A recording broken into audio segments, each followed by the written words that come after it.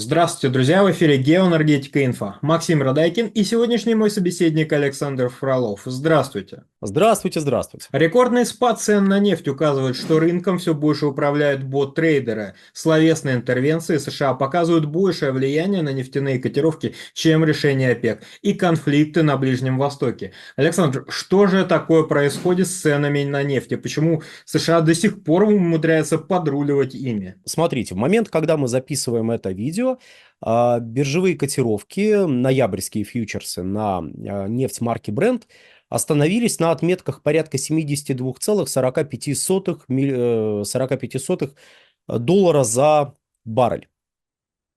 Притом объективных причин для этого падения, а это результат падения, нету.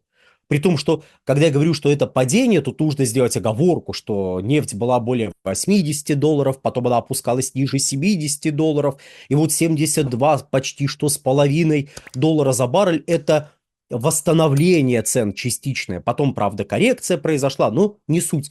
Для нас важно, что текущие котировки ниже тех, что были, скажем, летом текущего года. А почему? Что изменилось за прошедший период времени? Объективно не изменилось ничего. Когда говорят о том, что вот в Соединенных Штатах Америки добыча увеличилась, хочется спросить, правда? Сильно увеличилась? Наверное, очень-очень сильно увеличилась. С 13,2 миллионов баррелей в сутки до 13,2 миллионов баррелей в сутки, да? Это потрясающее изменение, конечно же, хочется внутренне аплодировать. Да, разумеется, можно сделать оговорку, что, погодите, 13,2 это ведь отражение текущих показателей, а до этого был рост до 13,4, но было и снижение ниже 13 миллионов баррелей из-за погодных условий. И тут мы должны сделать оговорку, которая касается следующего. Мировой спрос на нефть продолжает расти. То есть объективным фактом является рост спроса на нефть. Предложение также продолжает расти. И вопрос главный в связи с этим. Предложение растет теми же темпами, что и спрос. Отстает или опережает? Вот в трех этих случаях реакция рынка должна быть разной. Если предложение отстает, цены должны вырасти, чтобы предложение увеличилось. Ну как? Святые МакКоннелл и Брю нас ведь так учат, правда? Это, если что, авторы учебника Economics. Так вот, если они растут одинаково, значит все, точка равновесия найдена, вот текущие цены являются именно теми ценами, которые требуются отрасли. А в третьем случае, если предложение опережает спрос, то значит текущие цены избыточно высоки, и они должны снизиться, опять же, для поиска вот этой точки равновесия. То есть вы слишком много добываете, вы слишком много денег получаете. Значит, вам нужно меньше денег, чтобы меньше добывать, чтобы меньше предлагать, потому что столько, сколько добываете, миру не надо. Это вот идеальная схема, как это все должно работать. Но так это не работает. Даже в прежнее время были исследования, которые, я сейчас, извините, в ходе вот этой беседы не воспроизведу название, но были исследования, которые демонстрировали разные составляющие в формировании цены. Первая составляющая – это фундаментальные факторы, это то, о чем я говорил только что. Баланс спроса и предложения, себестоимость производства, какой уровень текущих цен и как он соотносится с этим самым балансом спроса и предложения. То есть факторы, которые, можно взять и посчитать, если угодно. А есть факторы спекулятивные, или, если сказать мягче, информационные. То есть факторы, которые говорят не о текущей ситуации, а говорят о будущей ситуации, о том, как ситуация будет развиваться через какой-то промежуток времени и как она изменится, но решение по этой ситуации, которая будет в будущем, вам надо принимать сегодня, сейчас. Именно поэтому для вас вот эти новости, вот эта информационная картина является значимой.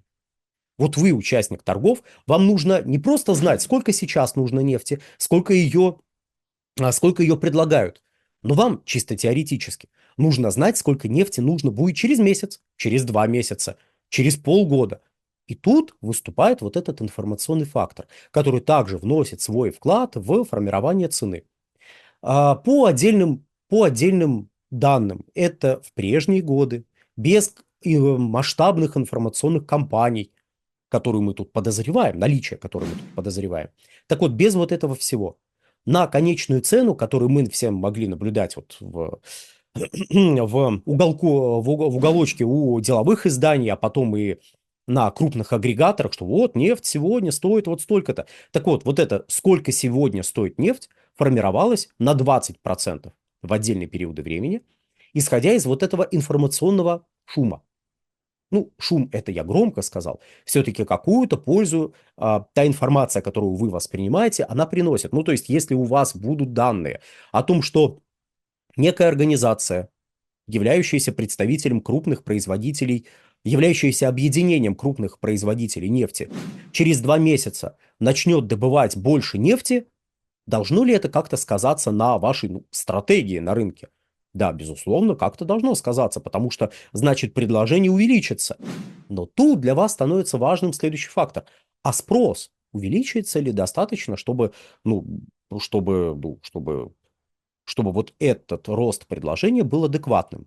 И вот тут включается информационная кампания, которая была запущена, по моему личному мнению, как мне представляется, возможно, я заблуждаюсь, в ноябре прошлого года. И вот с ноября прошлого года раз за разом, путем ряда всплесков, создания необходимой почвы, вбрасывается следующая мысль и укореняется, что есть избыток предложения. А если его нет сейчас, то он обязательно будет через непродолжительный период времени. Поэтому, дорогой участник торгов, обрати внимание, избыток предложения либо есть сейчас, либо стоит чихнуть какому-то из крупных производителей, как этот избыток предложения тут же образуется и все цены рухнут. В данном случае задаваемым контекстом, задаваемой почвой являлась массированная кампания конца 23-го, начала 24-го годов, в рамках которой в том числе уважаемые организации говорили: ребята, будет избыток предложения. Притом они каждый раз избыток предложения сдвигали чуть дальше. То есть в первой половине 2024 года избытка предложений не образовалось. Более того, наоборот, пришлось сделать оговорки, что, ну вот, понимаете, случайный взлет спроса в первом квартале абсолютно неожиданный, абсолютно, вот знаете, непрогнозируемый. Кстати, такая формулировка, опять же, служит, ну, закреплению вот этой почвы. Потому что если какая-то информация, которую вам подают, называется непрогнозируемой, случайной, неожиданной, значит, прогнозируемая, ожидаемая, та информация, которую вам до этого говорили, что будет избыток предложения, а тут избытка нет. Как же так? Притом игнорируется полностью информация от того же самого ОПЕК, от той же самой ОПЕК, который говорит, ну, ребят, аналитики, которые говорят: ребят, погодите, избытка предложений нет. Спрос растет вот такими-то темпами. Поэтому о чем вы? Куда вы бежите? Какой избыток предложения? Вы к чему это все? Нет-нет, есть избыток предложения. Более уважаемые организации говорят, что он есть. Либо с минуты на минуту появится. Ну вот через месяц точно. И любая информация, которая подается после этого, погружается в этот контекст. Например, ОПЕК плюс собирается 1 октября увеличить добычу. Это что же делается, дорогие друзья? Они увеличат добычу в условиях избытка предложения. И вам уже не надо ничего добавлять. Цены сами пойдут вниз, потому что избыток предложения, мама родная, кто бы мог ожидать такого? Это же зачем ОПЕК плюс такое делает? ОПЕК плюс такого не делает. ОПЕК плюс следит за ситуацией на рынке, и если действительно есть угроза избытка предложения, то рост добычи переносится на чуть более поздний срок. И перенос произошел до 1 декабря 2024 года. Но вам раз за разом говорят, что да-да-да, смотрите, увеличат добычу. А потом вам начинают говорить следующее. Ну, 1 октября уже приблизилось, все уже никого не пугает. ОПЕК плюс объявили: мы позже начнем увеличивать добычу, потому что, да, сейчас ситуация на рынке, притом больше всего у Штатов и Европы, крайне нестабильная. Что у вас там со спросом будет? Мы уже не очень понимаем, у вас тяжелая ситуация, нам она не нравится. Нам нравится, когда у всех спрос растет, и мы продаем свою нефть всем абсолютно. Тогда вы говорите: по нашим тайным источникам, Саудовская Аравия 1 декабря 2024 года точно увеличить добычу. Наплевав на все. Наплевав на то, что раньше Саудовская Аравия неофициально хотела $100 за баррель. Где она неофициально хотела? Кто вам об этом сказал? Наши информированные источники. То есть ваши информированные источники сказали открытую информацию о том, что 1 декабря Саудовская Аравия увеличит добычу вместе с остальными странами ОПЕК+, как и собиралась? Нет, не как собиралась, а невзирая на низкие цены. И невзирая на то, что раньше Саудовская Аравия хотела $100 за баррель. Откуда следует, что Саудовская Аравия хотела именно $100 за баррель? Где это написано? Нигде не написано, дорогие друзья. Но это не официальная цель, которую преследовала Саудовская Аравия. А вы откуда это взяли? Наши неназванные источники сообщают. То есть берется абсолютно уже открытая информация, но погружаясь вот в этот контекст избытка предложения, который создан еще почти что год назад, эта информация приобретает совершенно чудовищные для рынка черты. Вы представляете, получается, ну как бы вывод какой можно сделать. Саудовская Аравия уже не верит в то, что цены вырастут, не верит в то, что спрос может увеличиться, она наплюет на все, будет увеличивать добычу просто ради того, чтобы увеличить долю рынка. Из чего это следует? Из наших неназванных источников. Окей. А для чего это делается? Ну, на мой личный взгляд, может быть, я заблуждаюсь. Это делается для того, чтобы поддерживать относительно низкие цены. Относительно чего? Да, разумеется, еще раз. Технический анализ, фундаментальный анализ, вот все эти замечательные понятия как раз работают на, ну, не сами понятия, а те действия, которые в рамках них предпринимаются, вот, они как раз и являются зоной атаки вот этих информационных сообщений, если угодно. И через них, ну, пожалуйста, вот цены снижаются. Есть ли избыток предложения? Нет. Нету избытка предложения. Есть ожидание избытка предложения, которое длится уже годик. Ну, знаете, в ноябре должны состояться выборы в Соединенных Штатах. Опять же, не устанем повторять, дорогие друзья, если кто-то думает, что в Соединенных Штатах все невероятно богаты, всем плевать на то, сколько стоит бензин, сколько стоят другие там энергоносители, это не так.